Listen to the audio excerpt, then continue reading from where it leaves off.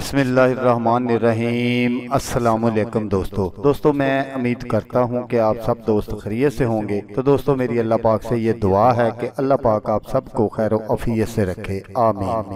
تو دوستو سب سے پہلے شکریہ ان دوستوں کا جن دوستوں نے میرے چینل کو سبسکرائب کیا ہوا ہے۔ تو جو دوست نئے ہیں ان سے میری یہ گزارش ہے کہ وہ میرے چینل کو سبسکرائب کر لیں اور بن جائیں میرے چینل کے ممبر۔ دوستو آپ ویڈیو دیکھ رہے ہیں، ویڈیو کے نیچے ایک لال رنگ کا بٹن ہے، آپ نے اس کو دبا دینا ہے اور ساتھ والے بیل آئیکن کو بھی دبا دینا ہے اور آل پر کلک کرنا ہے تاکہ میں یوں ہی کوئی ویڈیو اپلوڈ کروں تو اس کا نوٹیفیکیشن آپ کو فوراً مل جائے۔ تو دوستو آج جو میں آپ کے لیے ایک عمل لے کر حاضر ہوا ہوں یہ ہے نیا کاروبار کب شروع کریں۔ ان طریقوں میں جو کام شروع کیا جائے گا وہ پورا نہیں ہوگا۔ تو آئیں دیکھ لیتے ہیں کہ وہ کون کون سی طریقے ہیں جن میں کوئی کام شروع نہیں کرنا چاہیے۔ تو دوستو کچھ دوست کام شروع کرتے ہیں لیکن بہت جلدی ان کا کام ٹھپ ہو جاتا ہے، پھر وہ دیکھتے ہیں جادو ٹونے والوں کے پاس بھاگتے ہیں کہ کسی نے کوئی بندش وغیرہ نہ لگائی ہو۔ لیکن میں آپ کو جو بتاؤں گا یہ